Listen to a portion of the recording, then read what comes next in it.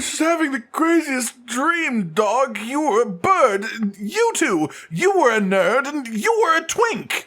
Ladies, gentlemen, and monsters of all ages, as we continue through the life cycle of Monster Hunter Wilds, I want to take a moment to look backwards and give us some extra appreciation to another Monster Hunter game, Monster Hunter Rise. This was a game that was often looked down upon or frowned upon by a group of the player base that I think simply misunderstood it, or were just lashing out in anger for the wrong reasons. But also it was a game that I think a lot of other players had a ton of enjoyment with. This polarizing title in the series ranged from bringing in people who had never played a Monster Hunter game before, who then fell in love with the entire franchise as a result of trying it here, to having people play it and then maybe quit within a few quests, some very publicly and because of Kazu of all possible creatures. But either way, Monster Hunter Rise was one of the most innovative entries we have ever had in the series, at least along with the mainline titles. It was extremely experimental. It tried a bunch of things that no one could have expected, and while sure, not every one of these new systems or mechanics or ideas was executed perfectly or universally well received, a majority of them were, and some people will latch onto the few things that didn't work and call it a failure. So today, I want to take a proper look back at Monster Hunter Rise, just Rise, the base game, not even Sunbreak. I want to talk about my own experience with the game and my thoughts about it, with over 1,000 hours before it even went to PC. I want to talk about the things that I think worked and the things that I didn't, but importantly, I also want to praise Monster Hunter Rise for being the ambitious title willing to go so far out of pocket, willing to dive into the dangerous deep end of the pool, trying loads of new stuff and different stuff instead of just riding on the coattails of Monster Hunter World and giving us more of the same thing. Right out of the gate then, from the start, the first major thing was that the maps had a ton of vertical exploration space. You could climb straight up a mountain, and the way that the zones were laid out around the map really gave them a sense of large scale as a result. This was partially achieved through the wire bug, which opened up a bunch of extra movement options for the player, along with just the ability to sprint straight up on walls as long as your stamina allowed it. And this even extended to the village area itself, and I cannot express just how many hours I must have spent over the years between quests just running around climbing the random buildings, seeing how weird of a spot I could get into, and just having fun with the place. The wire bugs also worked into the wire bug skills, which were essentially special moves similar to the Hunter Art system from Generations and Generations Ultimate, but reworked, revamped, and made to work around a shared timer-based cooldown system, which did flow quite nicely. I generally enjoyed the system, though it was a little bit awkward for some weapons, like Longsword, where an attack like Helmbreaker was moved from just being part of your regular moveset to being one of these wire bug cooldown skills instead. That said, this tied directly into the switch skill system, which I absolutely loved and would be happy to see return again someday in another Monster Hunter game. This system let you pick and choose between certain parts of your moveset, and some of them were smaller changes, but some weapons could essentially choose between an attack that is better for raw attack, or better for element and status damage, or you could get different types of counters, or parries, or gauge increasing effects, essentially a direct evolution of the concept of hunting styles, also from Generations and Generations Ultimate. This added a ton of customization and personalization to your combat style, and it enabled a bunch of fun off-meta builds that focused on underused parts of the moveset, which was a lot of fun in itself too. I love this as a basis for the combat in the game, and the main reason that I've always loved Monster Hunter Rise is I thought the gameplay was just plain fun and very unique, and that's the main thing I look for from any given Monster Hunter game. Another large effect for the actual world itself was that monsters were just immediately visible on your map when you loaded into a quest, no tracking or scouting involved in the slightest, and endemic life had been repurposed in a really arcadey way compared to Monster Hunter World. And this is a pretty polarizing part of the game, but for what Monster Hunter Rise was and the pace that it was trying to achieve, I think this idea was a lot of fun. You could do things like picking up toads and carrying them around and then launching them at monsters rather than them just being sort of like static environmental traps, and there were the Spirit Birds as well, which were essentially glowing balls of buff juice that you walk through and then path through to get stat bonuses during the quest, and there was this whole extra layer of trying to path efficiently through the Spirit Birds while you're walking if you cared about having those stats. And while in the Sunbreak expansion, we eventually got to a point where the Spirit Birds were basically required to do the hardest quests, in Monster Hunter Rise as a base game, it was very different. Even in the hardest quests of Rise pre-expansion, it was all very doable without picking up a single Spirit Bird, and the results of this was that the Spirit Birds became became essentially a player-controlled difficulty slider. If you pick up no spear birds, you just get the raw monster versus hunter experience with intended stats. If you want the quest to be a bit easier, you can go around the map and pick up a bunch of the spear birds. It will cost you a few minutes of your time, but if that few minutes of time prevents you from carding during the quest, that could swing the entire thing in your favor. They completely shook up the movement within the map itself even further with things like the Palamute, a rideable dog companion, and clear precursor to the Sacred in Wilds, though it is worth mentioning that this in itself was somewhat hinted towards or inspired by the Raider ride mechanic in Iceborne, where you could ride on small monsters, but in a much more limited way. Then of course they also completely shook up the monster mounting system by replacing it entirely with wyvern riding, which was just the coolest concept. Sure, I don't disagree that it maybe got a little bit stale after like your 100th hunt, just going through the motions, using the strongest moves the monster has while you ride it, stuff like that, or just shoving it in the wall repeatedly, but I think the idea of replacing monster mounts where you just stab them in the back repeatedly until they fall over, with riding them and controlling them, using parts of their moveset to fight other monsters, or just shoving them into the walls, is just so much more interesting than the regular mount. So much more cinematic, and just so cool, honestly. It loses realism points, but the cool points that it gets absolutely even it out there. And that, I think, was a major thing with Monster Hunter Rise as a whole. It was far, far less realistic and immersive than many prior Monster Hunter games, especially compared to World, and it did that to create a new style of Monster Hunter that was almost arcade-like in nature. The hunts were short, the monsters weren't overly challenging, and everything was super fast-paced, from the movement itself as a system being faster, to things like the wirefall mechanic as well, letting you pick yourself up off of the floor early with iframes on it too.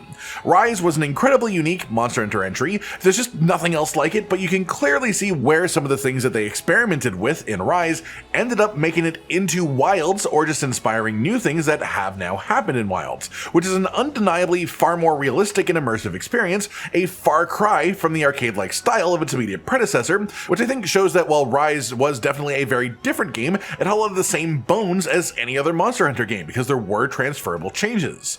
Then we come to the monsters, and this is where I think Monster Hunter Rise really shined, in a way that separated it even further from Monster Hunter World, because one of the limitations in World and Iceborne was with a full recreation of the series for a new engine, working out the whole immersive world and the seamless maps, they were only able to get a few different types of monster skeletons functioning properly. This meant while the monsters in World and Iceborne were all neat and generally beloved, they were quite limited in their typing and their variation. There was lots of fanged wyverns, lots of flying wyverns, lots of brute wyverns. Monster Hunter Rise, however, introduced anyone who hadn't checked out the older games in the series to some of the ridiculous amount of creativity that the Monster Hunter team is capable of. From Tetranodon, the sumo wrestling kappa monster, to Rachnikidaki, one of my favorite all-time monsters due to not just being a badass spider, but being a badass spider that straight up uses her webs to control her baby spiders, both as a weapon and as a form of transportation, essentially mirroring the players having wire bugs by using her own webs and her children in a very similar way, and I just find that absolutely incredible as a monster design concept, and the execution is fantastic too.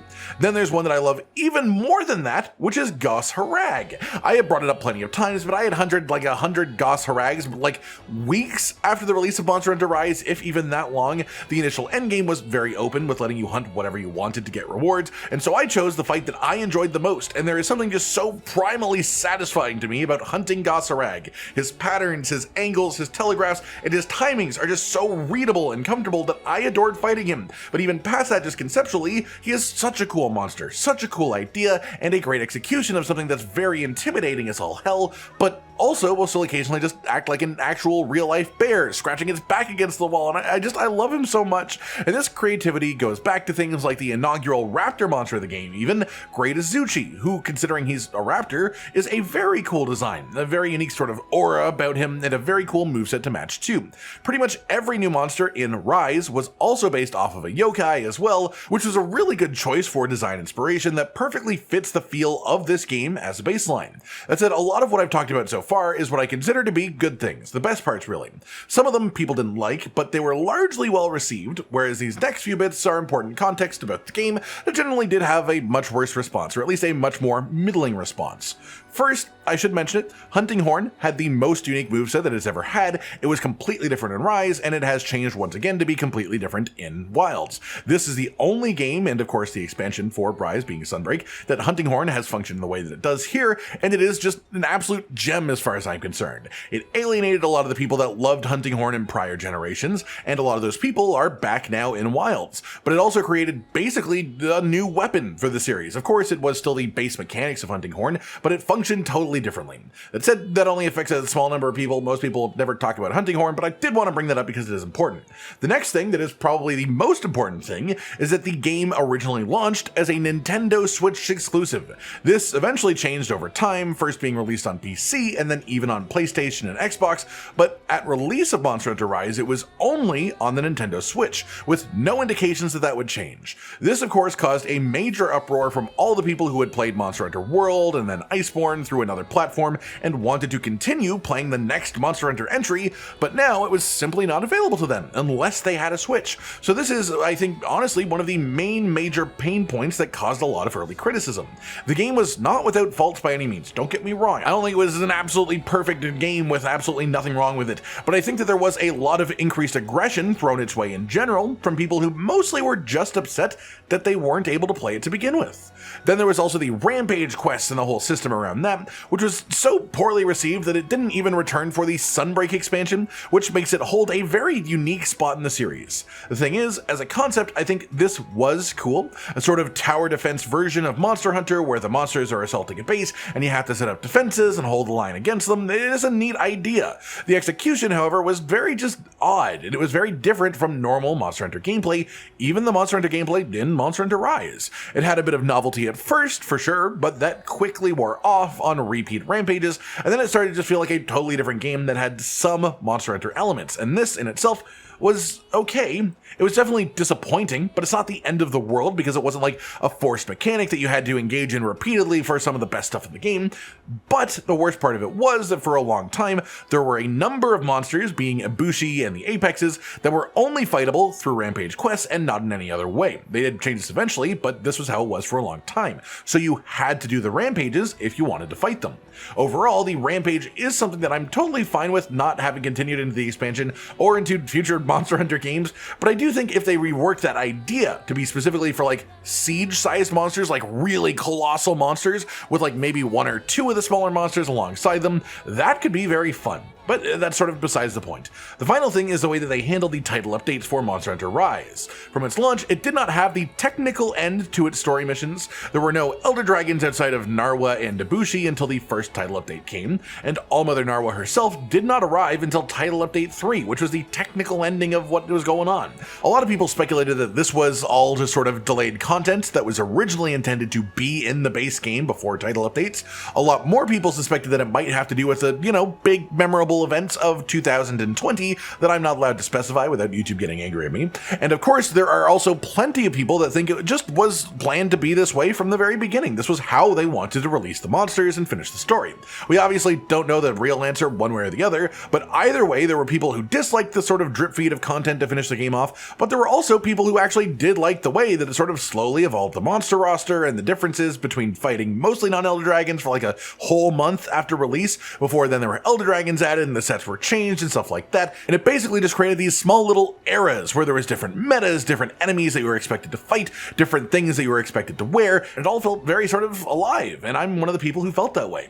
Overall, there are definitely some undeniable negatives in Monster Hunter Rise. It was not a perfect game, but it's not only undeniably a Monster Hunter game, it is an extremely unique Monster Hunter experience that is like no other game in the series, and that is how I will remember Monster Hunter Rise from this day and forever moving forwards. That does it for today, then, everyone. A look back at Monster Hunter Rise, the way that it came out, the player response, and my own opinions and experiences as someone who played a simply unhealthy amount of the game even before the expansion came out. What are your thoughts on Monster Hunter Rise, preferably from people who actually played the game? And what mechanics do you think deserve to come back again in a future Monster Hunter game? Like if you liked the video, subscribe with the notification bell for more, and most importantly, ladies and gentlemen, until next time, stay sweet. Josh, Cotton, and Hollow with the videos, dropping the humor like a hammer on your tippy toes, bringing entertainment on a daily arrangement to take our insanity and turn it into entertainment. Yes, I said entertainment twice, to reiterate that it is nice to look into your faces on a mostly daily basis when you let us in your homes to make the whole world a stage. Goodbye.